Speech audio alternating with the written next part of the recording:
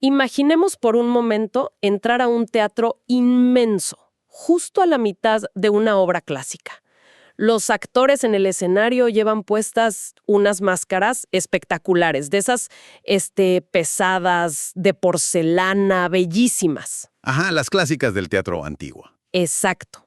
Todos saben sus líneas a la perfección, el público aplaude a rabiar, la iluminación es impecable, o sea, todo fluye. Pero de repente, uno de los actores se siente sofocado. Intenta quitarse la máscara un segundo para respirar y... Y se da cuenta de que está pegada. sí, se ha fundido con su piel. Ya no hay ninguna separación entre la porcelana y su propio rostro. Híjole, y el terror profundo de ese momento no viene de que la máscara sea fea o de que el público deje de aplaudir. El pánico real surge porque de repente ese actor intenta recordar qué rostro tenía antes de ponérsela y la memoria está en blanco. Es una crisis de identidad absoluta, una pérdida total de lo que uno verdaderamente es. Y esa imagen tan inquietante es justamente el punto de partida para nuestra inmersión de hoy. Vamos a sumergirnos de lleno en la obra clínica real del psiquiatra suizo Carl Gustav Jung, apoyándonos en una recopilación muy completa de sus conceptos centrales, elaborada por analistas contemporáneos. Y es una exploración súper necesaria hoy en día. Totalmente. La misión aquí es crucial. Queremos rescatar a Jung de las simplificaciones extremas que vemos todos los días.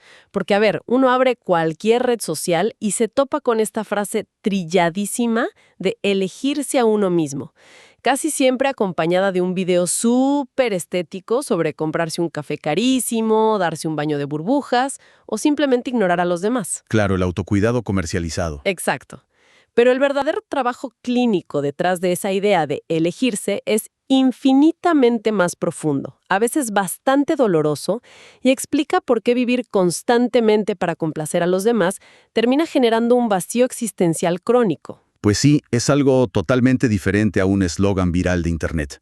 El objetivo de explorar este material es descubrir qué herramientas reales, estructuradas y, digamos, tangibles ofrece la psicología analítica para encontrar una identidad genuina. Ajá. Y para enmarcar toda esta conversación, hay una frase que frecuentemente se le atribuye a Jung en su correspondencia y que resume todo este proceso. Dice, el privilegio de toda una vida es convertirte en quien realmente eres. Wow. En quien realmente eres. Exacto. No en quien nos dijeron que debíamos ser, ni en quien es más cómodo para nuestra familia, sino en quien realmente somos debajo de esa porcelana. Bueno, pues vamos a desempacar esto, porque me parece fascinante, pero también, te confieso, me genera un conflicto inmediato. Cuando escuchamos esa orden de elegirse a uno mismo, ¿no suena esto como la excusa perfecta para el egoísmo absoluto? Es una duda súper común. Es que, ¿qué detiene a alguien de usar esto para desentenderse de sus responsabilidades hacia sus hijos, su pareja o la sociedad, todo bajo el escudo sagrado del cuidado personal? Y esa es la trampa principal de la cultura moderna, confundir narcisismo con salud mental. Desde la perspectiva analítica rigurosa, no estamos hablando de caprichos egoístas. Estamos hablando, literalmente, de supervivencia psíquica. ¿Supervivencia? Sí, si una persona vive constantemente ahogando su propia voz interior para encajar en un molde externo, la psique se enferma de verdad. Jung desarrolló este concepto a lo largo de toda su obra, y especialmente en su libro Psicología y Alquimia de 1944. Él no lo llamaba amor propio, él lo denominó individuación. Individuación. Suena a un proceso de, separarse del rebaño. En parte lo es, claro. Es el motor profundo del desarrollo psicológico humano.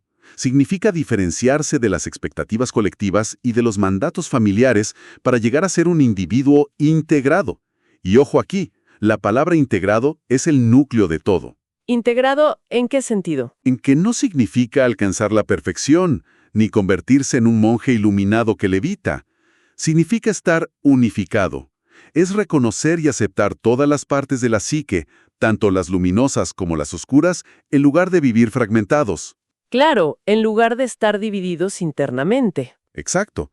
Cuando esto no ocurre, la clínica junguiana observa la aparición de síntomas inconfundibles. Ansiedad sin causa médica, una sensación de vacío persistente o un sufrimiento sordo de alguien que siente que está viviendo la vida de un extraño.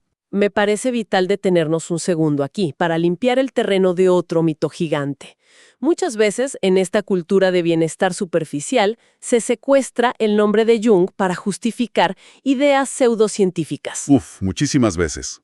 Se vende la idea de que si uno se individúa o se elige, el universo como por arte de magia va a empezar a manifestar cosas a favor a través de las sincronicidades. Como si la realidad física fuera un catálogo de compras esperando nuestras órdenes. Es asombroso cómo se ha vaciado de contenido ese término. Para entender la sincronicidad hay que recordar que Jung colaboró estrechamente con el físico Wolfgang Pauli. El ganador del premio Nobel. Ese mero. Allá por 1952, estamos hablando de un psiquiatra y un físico cuántico intentando entender la realidad. Y definieron la sincronicidad como una coincidencia significativa entre un evento psíquico interno y un evento externo, pero sin una relación de causa y efecto demostrable. O sea, no es pensar muy fuerte en un auto nuevo y que aparezca estacionado afuera. Para nada. No es una ley mágica de atracción donde piensas en dinero y aparece un cheque en tu buzón. Es una observación profunda sobre cómo la mente humana, que es una máquina de buscar significado, encuentra conexiones y sentido interno en eventos que parecen totalmente aleatorios. Entiendo. O sea, es sobre cómo interpretamos el mundo, no sobre cómo manipular la materia con la mente. Exactamente. Bueno, para aterrizar esta idea de la individuación y cómo se siente físicamente no estar integrado, los casos documentados en el material son súper reveladores. Hay uno muy ilustrativo, el de un hombre llamado Martín. El caso del abogado. Ese. Un abogado que llevaba 12 años trabajando en el bufete prestigioso de su familia. Por fuera, pues, el éxito personificado. Ganaba muy bien, su vida estaba resuelta según el estándar de la sociedad. Pero internamente era otra historia. Totalmente. Cada domingo por la tarde, Martín empezaba a sentir una opresión terrible en el pecho. Iba al cardiólogo, se hacía estudios y físicamente su corazón estaba perfecto. El problema era que Martín nunca en sus 38 años de vida se había sentado a preguntarse si él quería estudiar Derecho. Simplemente era el camino trazado por su abuelo y su padre. La fuerza destructiva de la inercia psíquica. Ajá. ¿Y cómo salió de ahí? Pues Martín tuvo que iniciar un proceso terapéutico muy duro para lograr identificar que su interés genuino, lo que realmente le daba vitalidad, era la enseñanza. Él quería ser profesor de historia. Un cambio drástico. Completamente. Pero dar ese paso no es un montaje de película de Hollywood donde uno tira los papeles al aire, renuncia un viernes y el lunes está sonriendo frente a una clase. La individuación real implica atravesar fuego. Claro, las consecuencias reales. Sí. Para Martín significó conversaciones devastadoras con su padre, un recorte brutal en su nivel de vida económico y tener que sostener la mirada frente a la decepción de su familia entera. ¡Wow!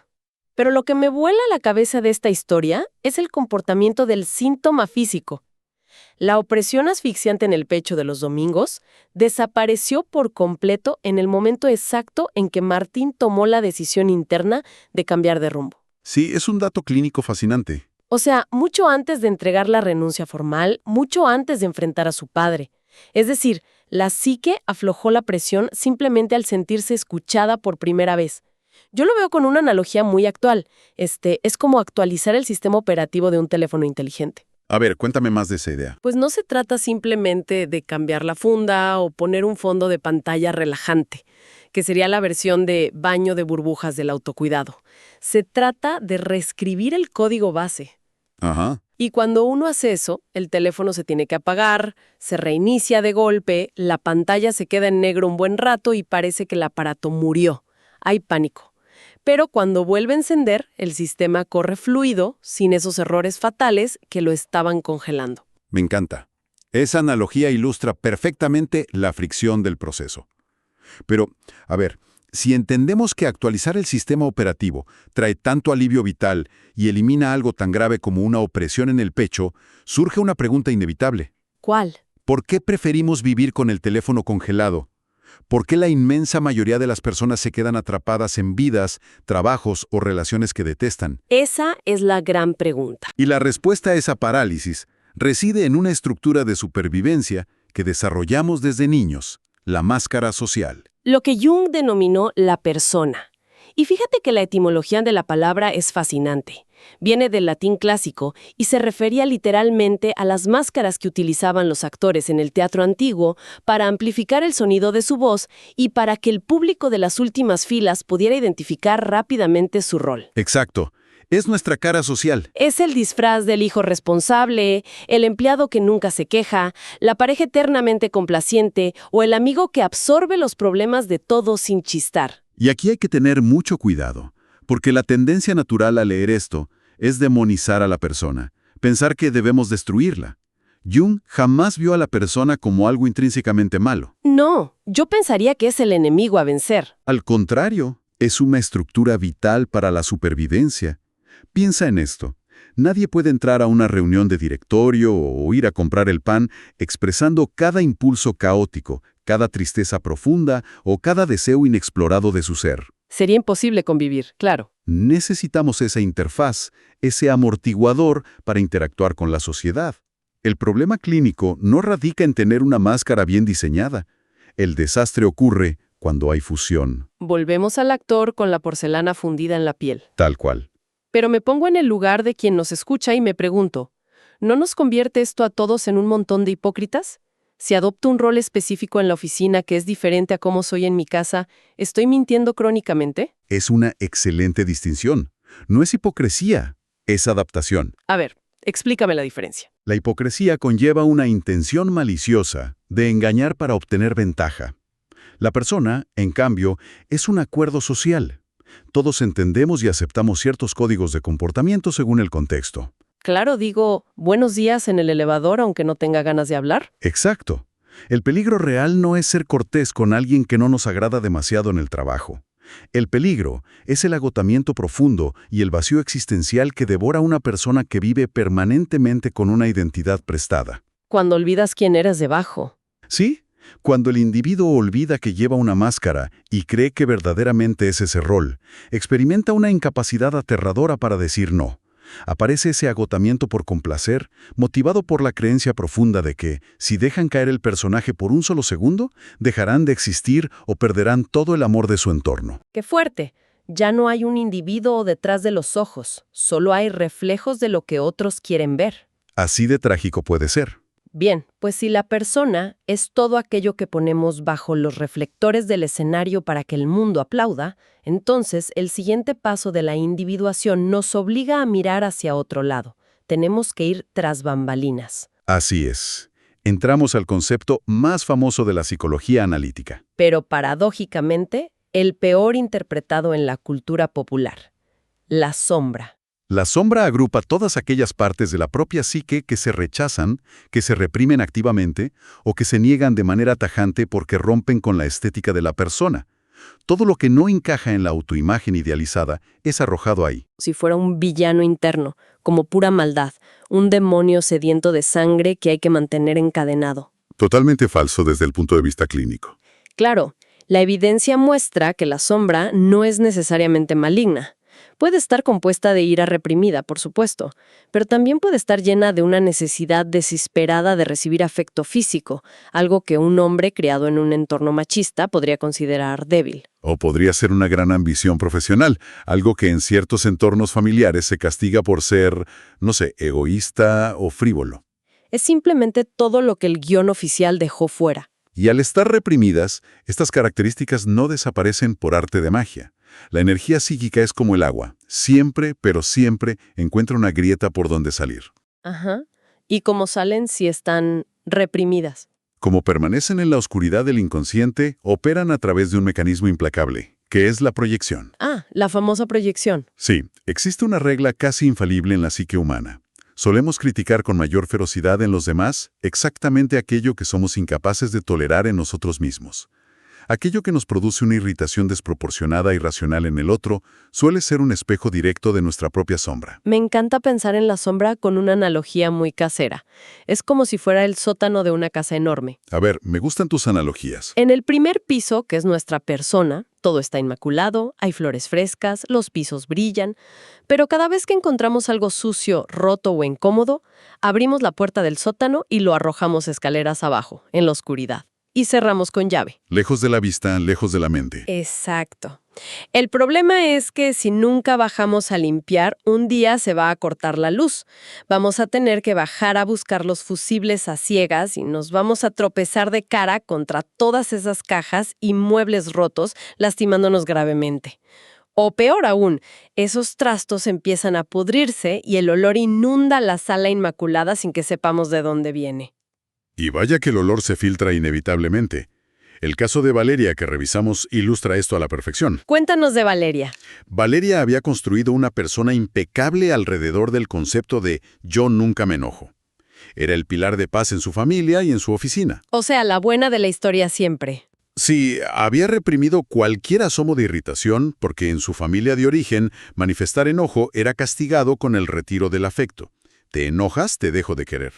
Pero el enojo, ante una injusticia o un límite cruzado, es una respuesta biológica y psicológica básica. Claro, no se puede legislar contra las emociones humanas. No desaparecen por decreto. Exactamente. Entonces, ¿qué pasó con el sótano de Valeria? Se empezó a pudrir. Así es. El cuerpo empezó a absorber toda esa presión. Su enojo reprimido se transmutó en migrañas incapacitantes que la dejaban en cama días enteros. Y psicológicamente, la proyección de la que hablábamos estaba a toda marcha. Proyectaba su enojo en los demás. Sí, se la pasaba criticando de manera mordaz y constante a sus compañeros de trabajo. Los acusaba de ser demasiado agresivos, invasivos o maleducados. Les criticaba con dureza la misma fuerza afirmativa que ella se había prohibido usar. ¡Qué locura! Cómo funciona la mente. Y es fascinante cómo analistas brillantes como Marie-Louise von Franz abordaban este tipo de curas. No le decían a Valeria, bueno, ahora tienes que ir a la oficina, gritarle a tu jefe y romper el escritorio para liberar tu sombra. No, para nada. Porque eso sería simplemente ser dominado por el inconsciente. Eso no es salud. La integración significó reconocer el enojo como una señal válida de que un límite estaba siendo vulnerado. Sí, cuando Valeria aprendió a sentir la irritación, validarla y decir en voz alta, con calma pero con total firmeza, oye, no estoy de acuerdo con esto y me molesta, las migrañas bajaron en intensidad y frecuencia casi de inmediato. Es que es increíble.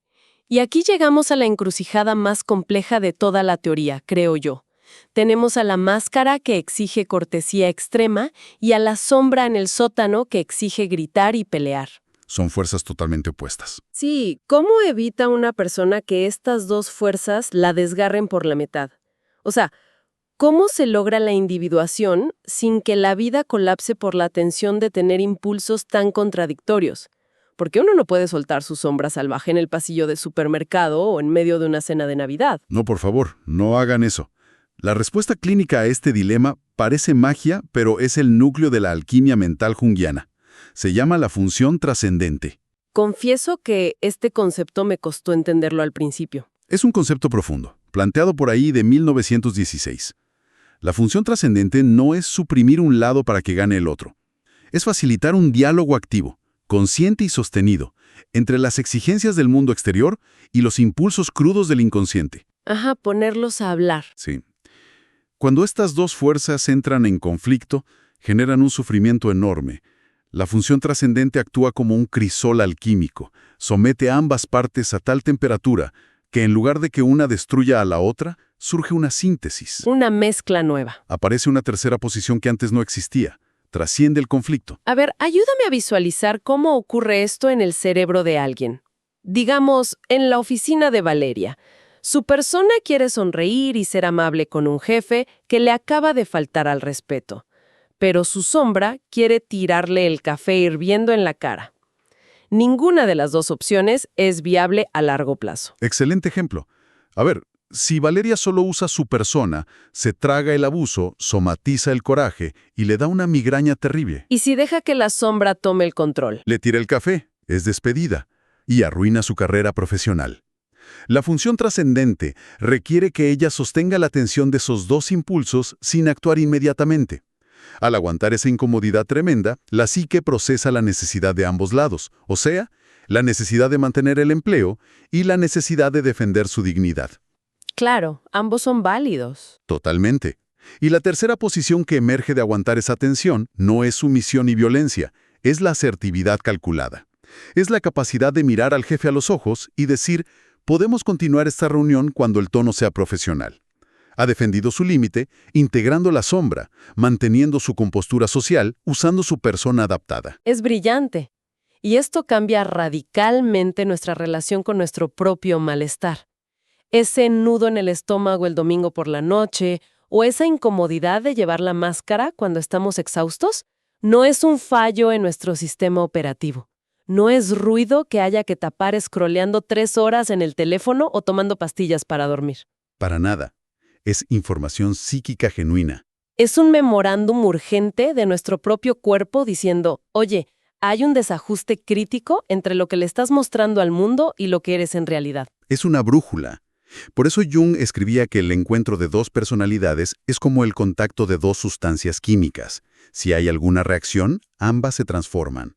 Y hablaba tanto del encuentro con otras personas como del encuentro de las distintas personalidades dentro de uno mismo. Ahora, toda esta teoría profunda y reveladora pues no sirve de mucho si se queda atrapada en libros de hace 100 años. Lo valioso de revisar este conocimiento hoy es aterrizarlo. Completamente de acuerdo. Hay que llevarlo a la práctica. ¿Qué hace alguien que nos está escuchando, que siente esa opresión en el pecho, para empezar este proceso metódico sin destruir su vida?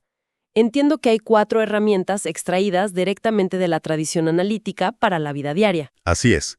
4 pasos muy concretos. La primera herramienta es el diario de reflexión activa. Y ojo, no se trata del típico diario de «Ay, querido diario, hoy me sentí triste». Claro, no es un registro de anécdotas. Es una práctica mucho más quirúrgica. Es una versión moderna de lo que Jung llamaba la imaginación activa. Cuando nos embarga una emoción desproporcionada, en lugar de distraernos o actuar impulsivamente, tomamos un cuaderno, y las preguntas a responder no son lógicas, son exploratorias. ¿Cómo cuáles? Preguntas como, ¿qué parte específica de mí está reaccionando así? ¿Qué necesidad antigua o profunda me están tocando con este comentario? El objetivo no es encontrar una respuesta inteligente en 5 minutos. El reto es lograr sostener la pregunta abierta el tiempo suficiente para que el inconsciente, nuestro sótano, empiece a enviar respuestas que nuestra mente racional normalmente bloquearía por considerarlas inaceptables. Sostener la pregunta sin apresurar la respuesta. Me parece dificilísimo en esta época de inmediatez, pero vital. El segundo paso es quizá el que más miedo da, la auditoría de roles. Uf, sí, es intensa. Les actúo solo por terror a decepcionar. Exacto, ser brutalmente honestos. Y aquí me detengo porque si alguien viene escuchando esto en su auto de camino a un trabajo que odia, esto puede sonar aterrorizante. Puede sonar a una orden de haz esta lista y prepárate para divorciarte y renunciar mañana a primera hora. Ese es el miedo más común al iniciar este trabajo. Pero la individuación no promueve el caos impulsivo. Hacer la auditoría no te obliga a tirar todo por la borda de un día para otro. El simple hecho de hacer consciente qué roles son máscaras pesadas ya alivia la presión enormemente. Solo por darse cuenta. Sí, porque uno puede decidir conscientemente seguir trabajando en ese lugar por pura necesidad económica, pero ya sabiendo que es un rol y no su identidad completa. Eso devuelve el control al individuo. Ya no eres víctima de la máscara. Recuperar el volante de tu vida. Me gusta. La tercera herramienta requiere tragar mucho orgullo. Cazar las proyecciones de sombra. Esta duele bastante. Consiste en analizar nuestras reacciones viscerales hacia los demás. Cuando odiamos a un compañero de trabajo porque, no sé, habla demasiado fuerte o quiere llamar la atención, la práctica exige frenar en seco y preguntarse, ¿dónde está mi propio deseo reprimido de ser el centro de atención? Híjole, sí. Admitir que lo que más detestamos del otro vive dentro de nosotros es un ejercicio de humildad psíquica gigantesco.